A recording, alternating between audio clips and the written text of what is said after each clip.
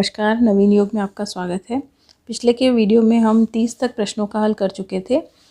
आगे बढ़ते हैं। प्रश्न है, पतंजलि योग सूत्र के अनुसार सिद्धियां किसके माध्यम से प्राप्त की जा सकती हैं? पहला है औषधि, दूसरा शक्तिपात, तीसरा तप, समाधि। सही उत्तर के लिए इन कूटों का हमें चयन करना है। तो इसका जो उत्तर होगा वह है बी। पतंजलि योग सूत्र के अनुसार सिद्धियां औषधि, तप और समाधि से प्राप्त की जा सकती हैं। योग सूत्र के कैवल्य पाद में प्रथम सूत्र है, जन्म औषधि मंत्र तप समाधि जा सिद्धया। अगर ये सूत्र हमको याद होगा तो इसको आंसर देने में हमें आसानी रहेगी। निम्नलिखित उपप्राण वायु है। पहला कृकर, दूसरा मकर, तीसरा कुर्म, चौथा भुजंगिनी। कूट के अनुसार सही संयोजन करना है इसमें। तो इसका जो आंसर होगा वह है सी, पहला और तीसरा, कृकर और कुर्म। ये जो दो है वह उपप्राण हैं। आप सभी जानते हैं कि पंच प्राण हैं, उदान, प्राण, समान, अपान और व्यान।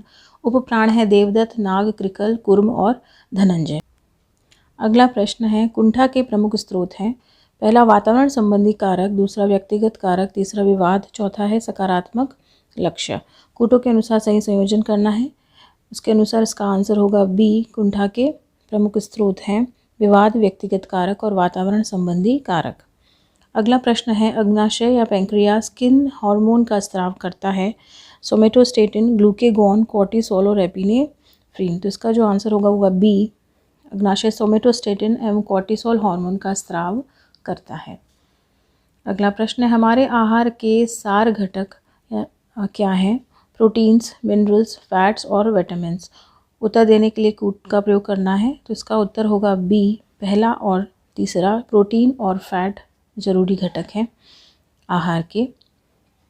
अगला प्रश्न है, आयुर्वेद के अनुसार किसी भी बीमारी के कारण के प्रमुख कारक हैं। पहला है सात्मेंद्रियार्थ संयोग, दूसरा प्रज्ञा अपराध, तीसरा परिणाम और चौथा है दोष साम्यता।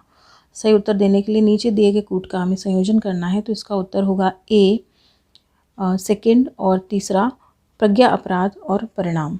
प्रज्ञा अपराध से तात्पर्य है, प्रज्ञा का अर्थ होता है ज्ञान और अपराध का तात्पर्य होता है गलत कार्य।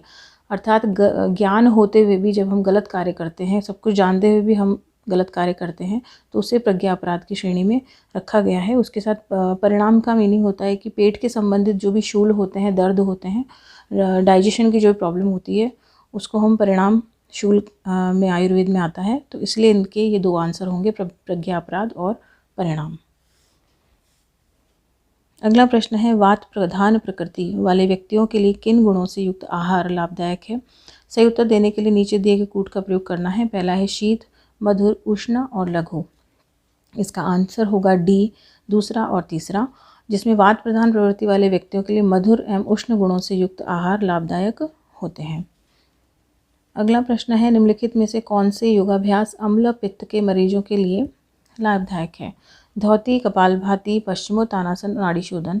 तो सही उत्तर का चयन करने के लिए निम्नलिखित कूटों का उपयोग करना है। इसका जो आंसर होगा वह होगा बी, धौती एवं नाड़ी शोधन। अल्प पित्त के मरीजों के लिए अत्यंत लाभदायक है। मुख्य पेशीय कंकाली विकार कौन कौन से हैं? कशेरुका संधिग्रह, संधिशोध, अपस्मार और चौथा है पार्किंसन रोग। कूट के अनुसार सही संयोजन ज्ञात करना है। तो इसका जो आंसर होगा वह है सी। मुख्य पेशी कंकाली विकार जो है वह है कशेरुका संधिग्रह, इसको इंग्लिश में स्पॉन्डिलाइटिस बोलते हैं, और दूसरा है संधिशोथ, जिसको ऑर्थराइटिस कहा जाता है। तो ये दोनों जो हैं वह विकार पेशी कंकाली विकार कहलाते हैं। इसके साथ ही जो अपस्मार है उसको इंग्लिश में एपिलेप्सी कहते हैं, और पार्किंसन जो सेंट्रल नर्व सिस्टम के असंतुलन से होता है, ब्रेन में जो इंजरी होती है, उसे पार्किंसन रोग कहा जाता है। अगला प्रश्न है, पैरासिम्पैथेटिक तंत्रिका तंत्र के उद्दीपन के कारण है हृदय गति का बढ़ना, चिंता स्तर में वृद्धि करना, हृदय गति का घटना, मांसपेशियों का शिथिलन। इसका आंसर होगा बी, थर्ड और फोर्थ, हृदय गति का घटना, मांसपेशियों का शिथिलन। अगला प्रश्न है, अनुसंधान साक्ष्यों के अनुसार दुश्चिंता एंजाइटी के प्रबंधन के लिए किन योगाभ्यासों की सलाह दी जाती है? भ्रामरी प्राणायाम, भुजंगासन, शवासन और पश्चिमोत्तानासन। आंसर है सी, भ्रामरी प्राणायाम, भुजंगासन और शवासन। अगला प्रश्न है, एक व्यक्ति में तामसिक व्यक्तित्व के क्या क्या अभिलक्षण होते हैं? विरक्ति, प्रवृत्ति, लोभ और अप्रकाश सही उत्तर देने के लिए नीचे दिए गए कूट का प्रयोग करना है। तो आंसर है डी, लोभ और अप्रकाश। अगला प्रश्न है, निम्नलिखित में से कौन से व्यक्तित्व के विकासात्मक सिद्धांतों के प्रकार हैं? प्रारूप सिद्धांत, अधिगम सिद्धांत, मनोविश्लेषणात्मक सिद्धांत, खंड विश्लेषणात्मक सिद्धांत। आंसर है बी, अधिगम सिद्धांत और मनोविश्लेषणात्मक सिद्धांत। अगला प्रश्न है, हठ प्रदीपिका के अनुसार मूलबंध की कौन सी विधि प्रयोग योग्य है? उदर का संकुचन, गुदा से एड़ी से दबाना, योनि का संकुचन और वक्ष का संकुचन। तो उत्तर है बी, दूसरा और तीसरा, गुदा से एड़ी को दबाना और योनि का संकुचन मूलबंध की विधि है। हठ प्रदीपिका के अनुसार निम्नलिखित रोगों में वस्त्र धोती लाभकारी है? वातज विकार, कफज विकार, चर्म विकार, नेत्र रोग। कूट करना है। आंसर है बी, सेकेंड और थर्ड, कफज विकार और चर्म विकार। अगला प्रश्न है, ज्ञान योग के साधन है कीर्तन, श्रवण, मनन और निधिध्यासन। कूट के अनुसार सही संयोजन करना है। तो आंसर है बी, श्रवण, मनन और निधिध्यासन ज्ञान योग के साधन है। अगला प्रश्न है, अभिकथन और तर्क दिए गए हैं। अभिकथन है कि आसन के अभ्यास का मूल उद्देश्य द्वंद्वों पर काबू पाना है। तर्क दिया गया है, आसनों के अभ्यास केवल बीमारी की रोकथाम और स्वस्थ रहने के लिए किए जाते हैं। उपरोक्त दो कथनों के संदर्भ में निम्नलिखित में से कौन सा सही है? तो इसका जो आंसर होगा वह होगा सी, ए सही है और आर गलत है। अगला प्रश्न है, अभिकथन है शरीर में कम मात्रा में विटामिन की आवश्यकता होती है और वे संतुलित आहार के महत्वपूर्ण घटक होते हैं। तर्क दिया गया है कि विटामिन ऊर्जा की आपूर्ति नहीं करते, लेकिन चयापचय क्रियाओं के नियमन में एक महत्वपूर्ण भूमिका निभाते हैं और प्रोटीन्स, वसाओं और कार्बोहाइड्रेट्स की उपयोग प्रक्रियाओं में सहायता करते हैं। उपरोक्त दो कथनों के संदर्भ में निम्नलिखित में से कौन सा सही है? तो इसका जो आंसर होगा वह होगा ए और आर। अभिकथन और तर्क दोनों सही हैं, आर ए की सही व्याख्या है। अगला प्रश्न है, योग का मूल उद्देश्य आत्मा अनुभूति और परम मोक्ष है। तर्क है, योग के 8 अंगों का निरंतर अभ्यास हमारे शरीर और मन पर नियंत्रण में सहायता नहीं करता, जिससे कि परम मोक्ष का अंतिम लक्ष्य प्राप्त किया जा सके। उपरोक्त दो कथनों के संदर्भ में निम्नलिखित में से कौन सा सही है? तो इसका जो आंसर होगा वह होगा सी, ए सही है, आर गलत है। अभी हम अंतिम प्रश्न लेने जा रहे हैं। अभिकथन कह रहा है कि जानुसंधिगत ऑस्टियोआर्थराइटिस से पीड़ित रोगी के लिए मंडूकासन निषिद्ध है। तर्क है, घुटनों को अधिक मोड़ने वाले आसन जानुसंधि के लिए कठिन तथा कष्टदायक हो सकते हैं और जानु की समस्याओं को बढ़ा सकते हैं। उपरोक्त दो कथनों के संदर्भ में निम्नलिखित में से कौन सा सही है? उसका जो आंसर है वह है ए और आर दोनों सही है, आर ए की सही व्याख्या है। अगला प्रश्न है, अभिकथन मत्स्येंद्र आसन डायबिटीज़ के नियंत्रण के लिए सर्वश्रेष्ठ योगाभ्यास है। तर्क दिया गया है कि मत्स्येंद्र आसन के अभ्यास से उदर संपीड़ित होता है तथा मेरुदंड ट्विस्ट होता है, जिससे अग्नाशय की क्रियात्मकता बढ़ती है और मधुमेह को नियंत्रण करने में सहायता पहुंचाता है।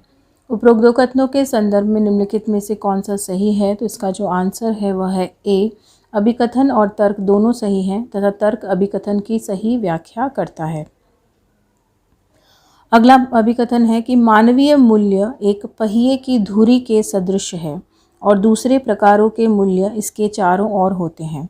तर्क दिया है कि मानवीय मूल्य सत्यशीलता, रचनात्मकता, त्याग, निश्चलता, आत्मनियंत्रण, परोपकार और वैज्ञानिक दृष्टि है। उपरोक्त दो कथनों के संदर्भ में निम्नलिखित में से कौन सा सही है? इसका आंसर भी ए है। अभिकथन ए और तर्क आर दोनों सही हैं तथा तर्क आर अभिकथन की सही व्याख्या करता है। अगला है प्रश्न, अभिकथन प्राणायाम के अभ्यास के द्वारा मन धारणा की क्षमता प्राप्त कर सकता है। तर्क, प्राणायाम श्वसन के स्वैच्छिक नियमन और नियंत्रण की एक तकनीक है जो धारणा के अभ्यास के लिए मन को समर्थ बनाती है। उपरोक्त दो कथनों के संदर्भ में निम्नलिखित में से कौन सा सही है? तो उत्तर है ए। अभिकथन ए और तर्क आर दोनों सही हैं तथा तर्क अभिकथन की सही व्याख्या है। अगला प्रश्न है, ध्यान का अभ्यास तनाव से राहत प्रदान करता है। तर्क है, विभिन्न शोधकर्ताओं ने साबित किया है कि ध्यान का अभ्यास स्ट्रेस हार्मोन कोर्टिसोल के स्राव को बढ़ाता है। मन को आराम पहुंचाता है और इस प्रकार तनाव से राहत प्रदान करता है। उपरोक्त दो कथनों के संदर्भ में निम्नलिखित में से कौन सा सही है? तो आंसर है अभिकथन ए सही है, लेकिन जो तर्क है वह आर गलत है, तो आंसर है सी। क्योंकि ध्यान करने से जो स्ट्रेस हार्मोन है कॉर्टिसोल का स्राव घटता है। अगला प्रश्न है, बौद्ध ध्यान तकनीक के अनुसार सावधानी की 4 आधारशिलाएं हैं। ए धम्मानुपासना, बी वेदनानुपासना, सी चित्तानुपासना और डी कायानुपासना। उपरोक्त तो अवरोही क्रम में व्यवस्थित करना है। इस क्वेश्चन को में बोनस मार्क्स मिले थे क्योंकि इसमें अवरोही क्रम जो है वह सही नहीं जान पड़ता है। प्रश्न होना चाहिए था कि उपरोक्त को सही क्रम में व्यवस्थित करें, तो उस हिसाब से जो इसका आंसर होगा वो होगा डी कायानुपस्य, उसके बाद वेदनानुपासना, चित्तानुपासना और अंत में धम्मानुपासना। जो पहला है वह है कायानुपासना अर्थात शरीर का सचेतन, mindfulness of the body. Second है वेदनानुपासना अर्थात भावनाओं या उत्तेजनाओं का ध्यान या माइंडफुलनेस ऑफ फीलिंग्स। तीसरा है चित्तानुपासना, मन की चेतना, माइंडफुलनेस ऑफ माइंड और कॉन्शियसनेस। अंतिम होना चाहिए धम्मानुपासना, धम्म का सचेतन, माइंडफुलनेस ऑफ धम्मा। तो ये इसका सीक्वेंस रहेगा। अगला प्रश्न है, स्वात्माराम सूरी द्वारा बताए गए निम्नलिखित हठ योग अभ्यासों को उस क्रम में व्यवस्थित करें जिसमें वे दृष्टिगोचर हुए थे। उत्तर देने के लिए नीचे के कूट का प्रयोग करना है। कुंभक, मुद्रा, आसन और नादानुसंधान। तो इसका जो आंसर होगा वह होगा डी। सबसे पहले है आसन, उसके बाद कुंभक, उसके बाद मुद्रा और अंत में नादानुसंधान। अगला प्रश्न है, वैराग्य के निम्नलिखित चरणों को उचित क्रम में व्यवस्थित करें। उत्तर देने के लिए नीचे दिए गए कूट का प्रयोग करना है। पहला है व्यतिरेक, यतमान, वशीकार और एकेंद्रिय। आंसर है सी। वैराग्य के चरणों का सही क्रम है सबसे पहले यतमान, व्यतिरेक, उसके बाद एकेंद्रिय और अंत में वशीकार। अगला प्रश्न है, निम्नलिखित अंतःस्रावी ग्रंथियों को मानव शरीर में उसकी ऊपर से नीचे की ओर की उपस्थिति के अनुसार व्यवस्थित करें। उत्तर देने के लिए नीचे दिए गए कूट का प्रयोग करना है। पहला है थायराइड ग्रंथि, दूसरा है गोनाड्स, जनन ग्रंथियाँ, तीसरा एंड्रिनल ग्लैंड और चौथा है पिट्यूटरी ग्लैंड। इनको अरेंज करना है। इसका जो आंसर होगा वह होगा डी। सबसे पहले होगा पिट्यूटरी ग्रंथि, थायराइड ग्रंथि और एंड्रिनल ग्रंथि और अंत में गोनेड्स या जनन ग्रंथियाँ पाई जाती हैं। अगर सबसे नीचे तक मानव शरीर में ऊपर से नीचे की ओर से क्रम देखा जाए अंतःस्रावी ग्रंथियों का, तो सबसे पहले हाइपोथैलेमस, उसके बाद पिट्यूटरी, तीसरे नंबर पे थायराइड, चौथी पैराथायराइड, फिफ्थ नंबर पे एंड्रिनल ग्लैंड, सिक्स्थ पे पीनियल बॉडी और सेवेंथ पे गोनेड्स की क्रम रहता है। अगला प्रश्न है, निम्नलिखित आहार द्रव्यों में उपस्थित विटामिन सी की प्रतिशत मात्रा के अनुसार उसे घटते हुए क्रम में व्यवस्थित करना है। सही उत्तर देने के लिए कूट का प्रयोग करें। पहला है अमरूद, दूसरा संतरा, तीसरा टमाटर और चौथा है आंवला। तो इसका जो आंसर होगा घटते हुए क्रम में लगाना है। सी इसका आंसर होगा। सबसे अधिक आंवला में विटामिन सी की मात्रा पाई जाती है, उसके बाद अमरूद में, उसके बाद संतरा में और अंत में टमाटर में विटामिन सी की मात्रा पाई जाती है। हठ प्रदीपिका के अनुसार निम्नलिखित क्रियाओं को क्रम में व्यवस्थित करिए। धौती, बस्ती, नेति, नौली, त्राटक और कपालभाति। तो इसका जो आंसर होगा वह होगा सी। हठ प्रदीपिका के अनुसार षटकर्मों का सही क्रम है धौती, बस्ती, नेति, त्राटक, नौली, कपालभाति। अगला प्रश्न है कि निम्नलिखित में से कौन सा उत्तर सही है और नीचे दिए गए कूट का प्रयोग करते हुए सही उत्तर चुनना है। सूची 1 में दर्शन दिए गए हैं और सूची 2 में उनके प्रवर्तक दिए गए हैं। तो वैशेषिक दर्शन के जो प्रवर्तक है कौन है? न्याय दर्शन, मीमांसा दर्शन और सांख्य दर्शन। तो इसका जो उत्तर होगा वह है बी। वैशेषिक दर्शन कणाद ने दिया, न्याय दर्शन गौतम ने दिया, मीमांसा दर्शन जैमिनी ने और सांख्य दर्शन महर्षि कपिल ने। अगला प्रश्न है, हठ प्रदीपिका निम्नलिखित में से कौन सा युग्म सही ढंग से सुमेलित नहीं है? हठ प्रदीपिका, लाइट ऑन योगा, भज गोविंदम और चौथा है राजमार्तंड। तो सही सुमेलित करना है इसमें। आंसर होगा सी। हठ प्रदीपिका का सही है Swatmarama Suri, light on yoga BKS Iyengar, Rajmartand Bhoj ने दिया था और भज गोविंदम जिन्होंने दिया था वे थे आदि शंकराचार्य। अगला प्रश्न है कि सूची 1 और सूची 2 के साथ सुमेलित करें और नीचे दिए गए कूट का प्रयोग करते हुए सही विकल्प चुनना है। सूची 1 में जल महाभूत दिए गए हैं, सूची 2 में उनकी तन्मात्राएं दी गई हैं जिन्हें उन्हें जोड़ना है। जल महाभूत, वायु महाभूत, आकाश महाभूत और अग्नि महाभूत। तो इसका जो आंसर होगा वह होगा सी, जल महाभूत, रस, वायु, स्पर्श, आकाश, शब्द और अग्नि महाभूत रूप से जुड़ा हुआ है। सूची 1 और 2 के साथ सुमेलित करना है तो नीचे दिए गए कूट का प्रयोग करते हुए सही विकल्प चुनें। अग्नि, वायु, आदित्य और चंद्र। तो इसका जो आंसर है वह है बी, अग्नि वाक, वायु प्राण, आदित्य चक्षु और चंद्रमा मन से जुड़ा हुआ है। अगला प्रश्न है, सूची 1 और 2 को सुमेलित करें और नीचे दिए गए कूट का प्रयोग करते हुए सही उत्तर चुनना है। स्वादिष्टान चक्र, मणिपुर, अनाहत और सहस्त्रा चक्र। सूची 2 में हमें इसे जोड़ना है। सूची 2 में अग्नियों के नाम दिए गए हैं, मनोजवा, विश्वरुचि, कराली और सुलोहिता। तो इसका जो आंसर होगा वह है सी, स्वादिष्टान चक्र अग्नि है कराली, मणिपुर चक्र मनोजवा, अनाहत सुलोहिता और सहस्त्रार विश्वरुचि। अगला प्रश्न है, निम्नलिखित में से कौन सा युग्म सही ढंग से सुमेलित है? नीचे दिए गए कूट का हमें प्रयोग करना है। करुणा, मुदिता, मैत्री और उपेक्षा। सूची 2 से हमें इसको जोड़ना है। तो यह योग सूत्र का प्रश्न है और समाधिपात का सूत्र है कि मैत्री, करुणा, मुदिता, उपेक्षाणाम सुख दुख पुण्य पुण्य विषयाणाम भावना चित्त प्रसादनम। ये चित्त प्रसादम के नाम दिए गए हैं, उन्हें हमें सुमेलित करना है। तो इसका जो आंसर होगा वह होगा सी, करुणा दुखी के प्रति, मुदिता पुण्यवान के प्रति, मैत्री सुख के प्रति और उपेक्षा अपुण्यवान के प्रति हमें रखनी है। इसे ही भावना चित्त प्रसादनम कहा गया है। अगला प्रश्न है, सूची 1 व सूची 2 के साथ सुमेलित करें और नीचे दिए गए कूट का प्रयोग करते हुए सही विकल्प चुनना है। सूची 1 में कर्म दिया गया है और सूची 2 में फल की बात कही गई है। शुक्ल कर्म, शुक्ल कृष्ण कर्म, कृष्ण कर्म और अशुक्ल अकृष्ण कर्म। तो इसका जो आंसर होगा वह है बी, शुक्ल कर्म से पुण्य की प्राप्ति होती है, शुक्ल कृष्ण कर्म से पुण्य और पाप मिश्रित कृष्ण कर्म से पुण्य और अशुक्ल अकृष्ण से पुण्य और पाप से रहित फलों की प्राप्ति होती है।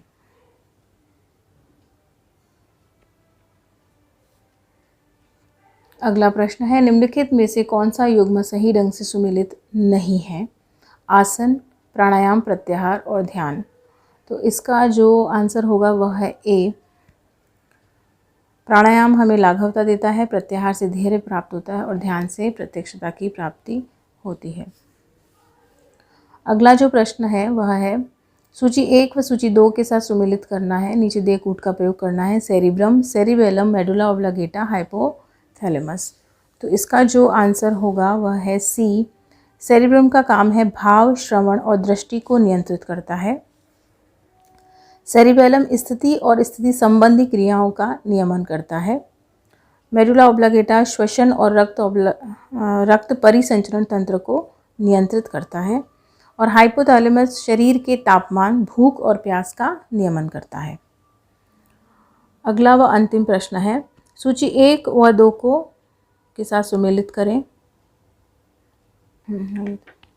अगला प्रश्न है, सूची 1 व सूची 2 के साथ सुमेलित करें और नीचे दिए गए कूट का प्रयोग करके सही विकल्प चुनना है। सूची 1 और सूची 2। सूची 1 में दिया गया है वात का असंतुलन, पित्त का असंतुलन और कफ का असंतुलन, और इन सबको हमें बताना है कि कितने कितने इनके असंतुलन से विकार शरीर में उत्पन्न होते हैं। और अंतिम है किसी 2 दूषित दोषों का संयोग। तो आंसर होगा इसका सी, वात के असंतुलन से 80 प्रकार के विकार उत्पन्न होते हैं, पित्त के असंतुलन से 40, कफ का असंतुलन होने से 20 प्रकार के विकार उत्पन्न होते हैं और किन्हीं 2 दूषित दोषों को संयोग को द्वंद्वज विकार कहा जाता है। तो इसका आंसर है सी। अब तक के लिए इतना ही। 2017 का जो प्रश्न पत्र है वह पूर्ण हुआ। इसके बाद हम 2018 का प्रश्न पत्र लेकर ज़रूर आएंगे। अगर आपको मेरी ये वीडियोस पसंद आए हैं तो मुझे कमेंट बॉक्स में ज़रूर बताइए, ताकि मैं अगले और भी 2018 से लेकर 2020 तक के जितने भी पेपर्स हो चुके हैं योग के, वो मैं आपके सामने लेकर आ सकूं। तो कमेंट बॉक्स में मुझे ज़रूर बताइएगा। और आपको ये वीडियोस पसंद आए हैं तो लाइक, शेयर एंड सब्सक्राइब ज़रूर कीजिए। Thank you so much.